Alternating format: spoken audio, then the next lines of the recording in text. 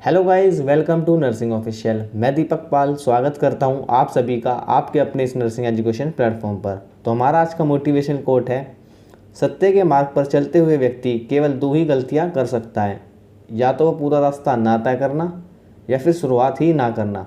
तो आप जिस भी रास्ते पर चल रहे हैं, आप अपनी कंटिन्यूटी को बनाए रखें, निश्चिंत ही आपको आपकी मेहनत का फल मिलेगा। तो जैसा कि आप सभी जानते हैं, आने वाले एग्ज़ाम्स को टारगेट करते हुए हम एएनएम की सीरीज़ लेकर आए हैं। तो जो भी साथी हमारे चैनल पर नए हैं वो चैनल को सब्सक्राइब कर सकते हैं और वीडियो को शेयर भी कर सकते हैं। तो चलिए चलते हैं हम आज की अपनी क्लास की तरफ। पहला क्वेश्चन देखेंगे, चक्कर और उल्टी से बचाने वाली दवा होती है। हमसे पूछा गया इनमें से कौन सा ऐसा ड्रग है जो हमें प्रिवेंट करता है नोज़िया और वॉमिटिंग से, यानी चक्कर और उल्टी में हमें प्रिवेंट करता है। ऑप्शन देखेंगे, प्रतिजैविक यानी जो एंटीबायोटिक्स होते हैं, वमन रोधक एंटी एमेटिक्स, विषर औषधि जो एंटीडोट्स होते हैं, या एलर्जी विरोधी जो एंटी एलर्जिक होते हैं। तो ये क्या होते हैं इसमें, ये जो एंटी एमेटिक्स होते हैं यानी जो वमन रोधक होते हैं, ये हमें प्रिवेंट करते हैं किससे, चक्कर और उल्टी से, यानी ये प्रिवेंट करते हैं हमें नोज़िया और वोमिटिंग्स में। कौन से, anti emetics. Option number B यहाँ पर हमारा करेक्ट हो जाएगा। वहीं बात करें एंटीबायोटिक क्या करता है, एंटीबायोटिक क्या करते हैं, ये फाइट करते हैं बैक्टीरियल इन्फेक्शन से। तो ध्यान रखेंगे यहाँ पर हमारा ऑप्शन नंबर बी करेक्ट हो जाएगा। नेक्स्ट वन बात करें, क्वेश्चन नंबर सेकंड, बैक्टीरिया के कारण होती है। हमसे इसमें पूछा गया है कि कौन सी ऐसी डिसीज़ है जो बैक्टीरिया के कारण होती है। ऑप्शन देखेंगे, एमोएबिक dysentery, bacillary dysentery, blood dysentery, या इनमें से कोई नहीं, यानी नन ऑफ देम। तो ये जो बैसिलरी डिसेंट्री होती है, ये क्या होती है, इसमें गैस्ट्रो इंटेस्टिनल डिसीज़ होती है, यानी जो हमारी इंटेस्टाइन है वहाँ पर इन्फेक्शन हो जाता है। और जो इन्फेक्शन होता है वो किसके कारण होता है, वो बैक्टीरिया के कारण होता है। तो यहाँ पर हमारा ऑप्शन नंबर बी करेक्ट हो जाएगा, bacillary dysentery is caused by bacteria. तो जो बैसिलरी डिसेंट्री किसके कारण होती है, बैक्टीरिया के कारण होती है। वहीं बात करें जो एमोबिक डिसेंट्री होती है, ये पैरासाइटिक इन्फेक्शन से होती है। और जो ब्लड डिसेंट्री है, ये किस कारण होती है, जो हम कंटामिनेटेड फूड लेते हैं और जो वाटर लेते हैं तो उसके कारण से देखने को मिलती है। एक इसमें क्या होता है, जो डायरिया होता है वो थोड़ा सीवियर उसमें होता है, तो इसलिए इसको क्या कहा जाता है, ब्लड डिसेंट्री। तो ऑप्शन नंबर यहाँ पर हमारा बी करेक्ट होगा। नेक्स्ट बात करेंगे, क्वेश्चन नंबर थर्ड, बाल अपराध की क्या उम्र है। हमसे पूछा गया है इसमें बाल अपराध की क्या उम्र है। ऑप्शन देखेंगे, 7 वर्ष, गर्ल 18 वर्ष से कम, बॉयज़ 16 वर्ष से कम, या डी, बी एंड सी दोनों। तो यहाँ पर हमारा डी ऑप्शन करेक्ट हो जाएगा। जो फीमेल होती है, जो लड़कियाँ होती हैं, उसमें क्या होता है, 18 साल से जो कम उम्र की होती है उनको किस कैटेगरी में रखा जाता है, उनको जुवेनाइल यानी बाल अपराध की कैटेगरी में रखा जाता है। वहीं अगर लड़कों की बात करें तो 16 साल से कम, लड़कियों के लिए 18 से कम और लड़कों के लिए 16 से कम। तो ये क्या होती है, बाल अपराध की उम्र होती है। तो यहाँ पर हमारा ऑप्शन नंबर डी करेक्ट हो जाएगा। नेक्स्ट वन बात करें, क्वेश्चन नंबर 4, कुकर खांसी की उद्भवन अवधि है। हमसे पूछा गया जो इंक्यूबेशन पीरियड है, जो हुपिंग कफ होता है उसका इंक्यूबेशन पीरियड कितना होता है। ऑप्शन देखेंगे, 7 से 14 दिन, 7 से 14 महीने, 7 से 14 घंटे, या 9 महीने। तो जो वूपिंग कफ होता है इसको क्या कहा जाता है, इसको परट्यूसिस भी कहते हैं। क्या कहते हैं इसको, परट्यूसिस भी कहते हैं। जो कुकर खांसी होती है इसको क्या कहते हैं, परट्यूसिस भी कहते हैं। इसमें क्या होता है, जो रेस्पिरेटरी ट्रैक्ट होता है वहाँ पर इन्फेक्शन हो जाता है, और जो इन्फेक्शन होता है ये प्रिवेंटेबल होता है, इसको हम वैक्सीन से भी प्रिवेंट कर सकते हैं।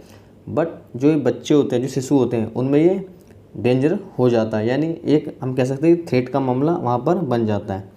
तो ये जो होता है कुकर खांसी, ये 7 से 14 दिन का इनका इंक्यूबेशन पीरियड रहता है। इंक्यूबेशन पीरियड क्या होता है, जो जैसे मान लो अब इन्फेक्शन तो हो चुका है, उसके बाद क्या है कि आपको जो उस पीरियड तक की, जब तक कि वो सिम्टम्स आपको दिखाई ना दें, तो उस फेज़ को क्या कहा जाता है, उसको कहा जाता है इंक्यूबेशन पीरियड। आप कांटेक्ट में आ गए डिसीज़ के, पर उसके बाद जो टाइम लग रहा है उसके सिम्टम को आने में, उसके साइन एंड सिम्टम को आने में, तो उस फेज़ को कहा जाता है इंक्यूबेशन पीरियड। तो यहाँ पर हमारा ऑप्शन नंबर ए करेक्ट हो जाएगा। नेक्स्ट वन बात करें question number 5, malaria is caused by, यानी मलेरिया किसके कारण से होता है? Plasmodium vivax, Plasmodium ओवेली, Plasmodium falciparum, या डी अबव ऑल, यानी उपरोक्त सभी। तो ये जो मलेरिया होता है ये क्या होते हैं, इसके हमने सुना था बचपन में कि ये प्लाज्मोडियम पैरासाइट के कारण होता है। आप सभी ने पढ़ा होगा प्लाज्मोडियम पैरासाइट के कारण होता है जो मॉस्किटो बाइट करता है। पर यहाँ पर क्या होता है, इसके प्लाज्मोडियम के 5 टाइप होते हैं। इसके 5 टाइप कौन कौन से होते हैं? एक तो होता है वाइवैक्स, ओवेली, फैलेसीपेरम, और 2 होते हैं, एक तो मलेरिया और एक क्लोलेंसी, यानी नोलेंसिस को बोलेंगे। नोलेंसिस यहाँ पर के साइलेंट होता है, तो इस तरीके से होता है। तो ये ऑप्शन नंबर डी यहाँ पर हमारा करेक्ट हो जाएगा, all above. Malaria is caused by all above, तो ऑप्शन नंबर डी यहाँ पर हमारा करेक्ट हो जाएगा। नेक्स्ट में बात करेंगे क्वेश्चन नंबर 6, पानी से फैलने वाली बीमारी कौन सी है? Which is the waterborne disease, हमसे पूछा गया इनमें से कौन सी जो है वाटरबोर्न डिसीज़ है जो कि पानी से फैलती है। तो वाटरबोर्न डिसीज़ कौन सी होती है? ये वो डिसीज़ होती है जो माइक्रो ऑर्गेनिज्म से होती है। तो माइक्रो ऑर्गेनिजम्स कहाँ होते हैं? जो कंटामिनेटेड वाटर होता है वहाँ पर रहते हैं। तो वाटरबोर्न डिसीज़ कौन सी होती है? जैसे कि डायरिया, टाइफाइड, कोलेरा और हेपेटाइटिस ए। तो ये कुछ एग्जाम्पल हैं वाटरबोर्न डिसीज़ के। तो देखेंगे ऑप्शन में लेप्रोसी, टाइफाइड, ट्यूबरक्लोसिस, क्षयरोग, मलेरिया। तो यहाँ पर हमारा ऑप्शन नंबर बी करेक्ट हो जाएगा। टाइफाइड क्या है? एक वाटरबोर्न डिसीज़ है, यानी पानी से फैलने वाली बीमारी है। ऑप्शन नंबर बी करेक्ट हो जाएगा। नेक्स्ट में बात करें क्वेश्चन नंबर 7, एमपी की जांच की जाती है। हमसे पूछा गया जो एमपी का जो टेस्ट होता है वो किसके लिए किया जाता है? ऑप्शन देखेंगे, क्षय रोग यानी टीबी, मियादी बुखार यानी टाइफाइड, मलेरिया, या इनमें से सभी, ऑल अबव। तो ये जो एमपी टेस्ट होता है ये किसके लिए किया जाता है? ये डिटेक्ट करने के लिए किया जाता है जो मलेरिया का पैरासाइट। डॉक्टर इसको टेस्ट के लिए तब लिखते हैं जब वो उनको पता करना होता है जो मलेरिया का कौन सा पैरासाइट है। तो ये इसमें क्या होता है, जो हमारा स्मीयर एग्जामिनेशन होता है, यानी जो ब्लड का एग्जामिनेशन होता है, और एक ये रैपिड डायग्नोस्टिक टेस्ट होता है। तो यहाँ पर हमारा ऑप्शन नंबर बी करेक्ट हो जाएगा, sorry option number C correct हो जाएगा। मलेरिया के लिए कौन सा टेस्ट होता है? MP test. तो यहाँ पर ऑप्शन नंबर सी करेक्ट हो जाएगा। नेक्स्ट में बात करें क्वेश्चन नंबर 8, काला अजहर में कौन सा अंग प्रभावित होता है? हमसे पूछा गया है कौन सा ऑर्गन जो अफेक्टेड होता है काला अजहर बीमारी में। ऑप्शन देखेंगे, बोन मैरो, लीवर, इलियम या स्टोमक। तो काला अजहर जो होता है इसको क्या कहा जाता है? इसको ब्लैक फीवर भी कहा जाता है। इसमें क्या होता है, जो इन्फेक्शन होता है ये एक लिसेमेनिया पैरासाइट होता है उसके कारण होता है, और ये लिसेमेनिया क्या करता है? इफेक्ट करता है स्प्लीन को और लीवर को। तो यहाँ पर हमारा option number B liver correct हो जाएगा। ऑप्शन नंबर बी यहाँ पर हमारा करेक्ट हो जाएगा, लीवर। नेक्स्ट में बात करें क्वेश्चन नंबर 9, विश्व विकलांग दिवस मनाया जाता है। World handicap day is celebrated on. हमसे पूछा गया जो वर्ल्ड हैंडीकैप डे होता है वो किस दिन मनाया जाता है? तो ऑप्शन देखेंगे, 3 दिसंबर, 10 दिसंबर, 15 दिसंबर या 25 दिसंबर। तो ये जो वर्ल्ड हैंडीकैप डे मनाया जाता है ये एवरी ईयर मनाया जाता है, और जो 2021 में मनाया गया था उसकी क्या थीम थी? उसकी थीम थी leadership and participation of persons with disabilities towards an inclusive, accessible and sustainable post covid world. तो जो मैंने बताई इसको आप ध्यान रखना, leadership and participation of person with disabilities towards an inclusive, accessible and sustainable post covid world. तो ये 2021 की थीम थी। 3 दिसंबर को ये हर साल वर्ल्ड हैंडीकैप डे, विश्व विकलांग दिवस मनाया जाता है। कितनी तारीख को? 3 दिसंबर को। ध्यान रखेंगे 3 दिसंबर को ये मनाया जाता है। तो ऑप्शन नंबर ए यहाँ पर हमारा करेक्ट हो जाएगा, 3 दिसंबर। नेक्स्ट में बात करें क्वेश्चन नंबर 10, MMR दिया जाता है। MMR is given at age of. जो MMR का जो टीका होता है ये बच्चों को किस एज पे दिया जाता है, ये हमसे पूछा गया है। ऑप्शन देखेंगे, 9 महीने में, 90 दिन, 9 घंटे में या उपरोक्त सभी। तो ये जो MMR का टीका होता है इसमें क्या होता है, मीजल्स, मम्प्स, रूबेला, इन तीनों की वैक्सीनेशन यहाँ पर की जाती है बच्चे की। तो ये कब की जाती है, ये 9वें महीने पे करी जाती है। तो यहाँ पर हमारा ऑप्शन नंबर ए करेक्ट हो जाएगा। नेक्स्ट बात करें क्वेश्चन नंबर 11, कौन सी बीमारी भोजन से फैलने वाली नहीं है। हमसे इसमें से पूछा गया कि कौन सी ऐसी बीमारी है जो भोजन से नहीं फैलती। ऑप्शन देखेंगे, सैल्मोनेलासिस, डिप्थीरिया, सीजिलोसिस या कोलेरा यानी हैजा। तो यहाँ पर क्या है, ऑप्शन नंबर बी यहाँ पर हमारा करेक्ट हो जाएगा। ये जो डिप्थीरिया है ये क्या है, एक सीरियस इन्फेक्शन है जो कि नोज़ और थ्रोट का होता है और ये प्रिवेंटेबल है वैक्सीन के द्वारा भी। तो ये क्या है कि ये खाने से होने वाली बीमारी नहीं है। वहीं बात करें जो सैल्मोनेलासिस है, सीगोलोसिस है और जो कोलेरा है, ये क्या होते हैं, ये इन्फेक्शन से हो जाते हैं जब कंटामिनेटेड कुछ पार्ट आ जाता है। तो यहाँ पर हमारा ऑप्शन नंबर बी करेक्ट हो जाएगा। नेक्स्ट में बात करें क्वेश्चन नंबर 12, एंटी एमेटिक दवा किस में इस्तेमाल की जाती है। हमसे पूछा गया जो एंटी एमेटिक ड्रग है वो किसके लिए यूज़ किया जाता है। अतिसार यानी डायरिया, उल्टी, कब्ज यानी कॉन्स्टिपेशन या निर्जलीकरण डिहाइड्रेशन में। तो जैसा कि हमने पहला क्वेश्चन ही शायद देखा था इसका एंटी एमेटिक से रिलेटेड, तो ये कब यूज़ किया जाता है, ये उल्टी में किया जाता है। तो यहाँ पर हमारा ऑप्शन नंबर बी करेक्ट हो जाएगा।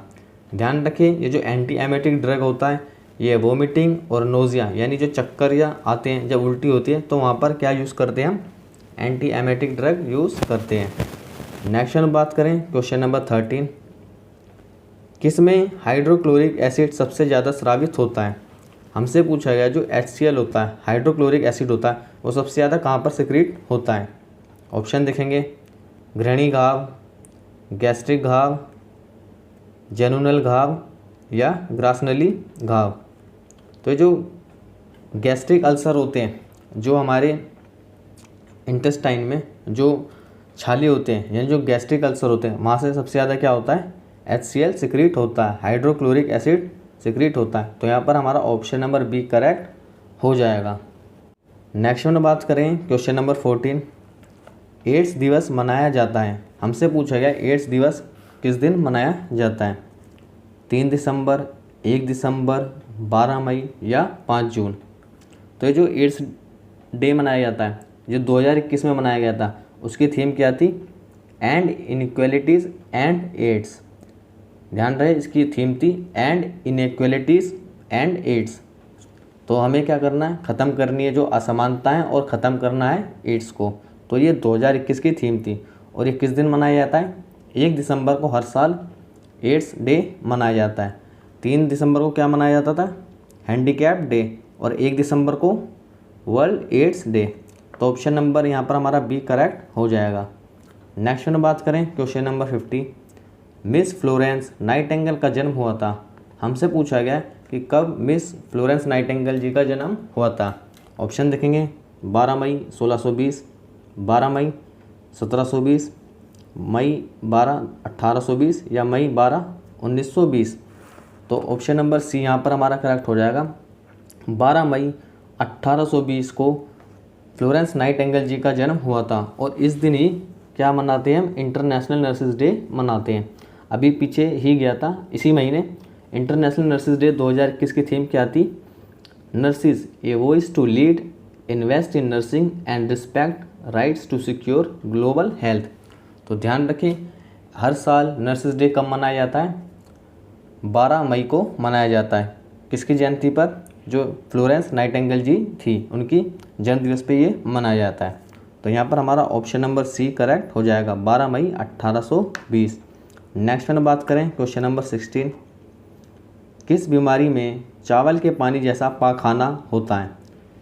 Which one of the following disease indicates rice water stool. हमसे पूछा गया है तो कौन सी ऐसी बीमारी है जो हमारा जो पाखाना होता है, जो स्टूल होता है, वो एक पानी के चावल के पानी की तरह वो बाहर निकलता है। ऑप्शन देखेंगे, हैजा, अंतर्ज्वर, सोथज आत रोग या पैचिस। तो ये कहाँ देखने को मिलता है, ये हमें देखने को मिलता है हैजा में, यानी कोलेरा में हमारे को ये देखने को मिलता है। तो ऑप्शन नंबर यहाँ पर हमारा ए करेक्ट हो जाएगा। इसमें क्या होता है कि जो विब्रियो कोलेरा नाम का एक बैक्टीरिया होता है वो क्या करता है, वो इन्फेक्शन कोज करता है कहाँ पर, इंटेस्टाइन में। तो ये क्या होता है कि समटाइम ये काफ़ी सीवियर हो जाता है और ये लाइफ थ्रेटनिंग भी हो जाता है। तो यहाँ पर हमारा ऑप्शन नंबर ए करेक्ट हो जाएगा, हैजा। नेक्स्ट बात करेंगे क्वेश्चन नंबर 17। सपोजिटरी लगाने का सही तरीका क्या होता है। हमसे पूछा गया जो सही मेथड है सपोजिटरी एडमिनिस्ट्रेशन करने का, तो वो क्या होता है, इनेक्शन, सिरांत, अंत्यश्वसन या उपरोक्त सभी। तो इसमें क्या होता है, जब ये सपोजिटरी मेथड होता है इसमें क्या करते हैं हम, जब ड्रग्स हम एडमिनिस्टर करते हैं तो वहाँ पर जब हमें कोई रूट नहीं बचता है तो हम पेशेंट के क्या करते हैं, जो रेक्टम होता है उसके थ्रू वहाँ पर ड्रग अंदर पहुँचाते हैं। तो वहाँ पर हम उसको इस पोजीशन में ले आते हैं, उसको मतलब ऐसे लिटाएंगे और उसका जो एक जो पैर होता है उसको सीधा रखेंगे, जो दूसरा पैर है उसको उसके स्टोमक पर तक ले जाएंगे। और उसके बाद जो वहाँ पर उसका रेक्टम है वहाँ पर जब हम उसको प्लेस करेंगे, इंसर्ट करेंगे यानी सिरांत करेंगे वहाँ पर, तो वो एक इन्हेलेशन के प्रोसेस में आता है। तो वहाँ पर क्या करेगा, वो एक सांस लेगा और फिर उसके बाद वो सांस छोड़ेगा। उसके दौरान ही हमारे को क्या करना है, वहाँ पर सपोजिटरी को इंसर्ट करना है और वहाँ पर क्या करता है, स्पिंस्टर जाकर वहाँ पर रिलैक्स हो जाता है। तो इस तरीके से हम क्या करते हैं, वहाँ पर इंसर्शन करते हैं, किस चीज़ का, सपोजिटरी का करते हैं इंसर्शन, तो यानी सिरांत। ऑप्शन नंबर बी यहाँ पर हमारा करेक्ट हो जाएगा। नेक्स्ट बात करें क्वेश्चन नंबर 18। रक्त जमने का सामान्य समय होता है।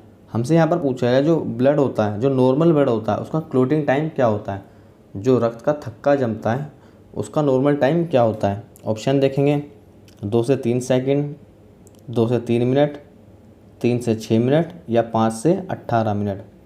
तो यहाँ पर हमारा ऑप्शन नंबर सी करेक्ट हो जाएगा। जो खून का जो थक्का जमता है तो वो नॉर्मली क्या होता है, नॉर्मल जो ब्लड होता है उसका 3 से 6 मिनट में जम जाता है। तो ऑप्शन नंबर सी यहाँ पर हमारा करेक्ट हो जाएगा। नेक्स्ट बात करें क्वेश्चन नंबर 19। पेशाब में चीनी की उपस्थिति रहना कहलाता है। हमसे पूछा गया जो प्रेजेंस होती है शुगर की यूरिन में उसको क्या कहते हैं। ऑप्शन देखेंगे ग्लूकोसूरिया, ग्लाइकोसूरिया, हाइपरग्लाइकोसूरिया या ऑल ऑफ द अबव। तो इसमें क्या होता है, जो शुगर की मात्रा पाई जाती है यूरिन में तो उसको क्या कहते हैं, उसको कहते हैं ग्लाइकोसूरिया। Option number B. वहीं बात करें ग्लूकोसूरिया, ग्लूकोसूरिया में क्या होता है कि ग्लूकोज की मात्रा पाई जाती है यूरिन में। और जो हाइपर ग्लाइकोसूरिया यहाँ पर क्या होता है कि यहाँ पर शुगर नहीं होता है, यहाँ पर भी ग्लूकोज ही होता है। तो हाइपर ग्लाइकोसूरिया में क्या होता है, लार्ज अमाउंट में ग्लूकोज जब हो तो क्या कहेंगे उसको, हाइपर ग्लाइकोसूरिया, हाइपर ग्लाइकोसूरिया। ध्यान रखें यहाँ पर शुगर नहीं है, यहाँ पर क्या है कि ग्लूकोज है। हाइपर ग्लाइकोसूरिया कब कहेंगे, जब लार्ज अमाउंट में ग्लूकोन हो यूरिन में। वहीं बात करें जो ग्लाइकोसूरिया यहाँ पर क्या है कि शुगर होता है जब यूरिन में। तो ऑप्शन नंबर बी यहाँ पर हमारा करेक्ट हो जाएगा। नेक्स्ट बात करें क्वेश्चन नंबर 20। अगर थूक में AFB उपस्थित है तो ये संकेत है। जो हमारा स्पूटम होता है, जो थूक होता है, अगर वहाँ पर AFB प्रेजेंट है तो वो किस चीज़ को इंडिकेट कर रहा है। ऑप्शन देखेंगे तपेदिक, मियादी ज्वर, न्यूमोनिया या डिप्थीरिया। तो ये जो AFB होता है ये क्या होता है, एसिड फास्ट बैसिलस स्टेन होता है। तो जब ये होता है तो इस चीज़ को डिटेक्ट करता है कि वहाँ पर क्या कि ये इंडिकेशन है एक ट्यूबरक्लोसिस होने का, यानी TB होने का एक इंडिकेशन है अगर किसी के स्पूटम में AFB स्टेन पाया जाता है। तो यहाँ पर ऑप्शन नंबर ए हमारा करेक्ट हो जाएगा। तो ये थे हमारे आज के 20 क्वेश्चंस। आई होप आपको क्लास अच्छी लग रही होगी। अगर आपको हमारी क्लासेस अच्छी लग रही हैं तो आप वीडियोस को ज़्यादा से ज़्यादा शेयर करें, जिससे कि हमें मोटिवेशन मिलता है और हम इसी तरीके से अधिक ऊर्जा के साथ आपके लिए क्लासें लाते रहें। Thank you. हमसे जुड़ने के लिए मिलते हैं नेक्स्ट क्लास में।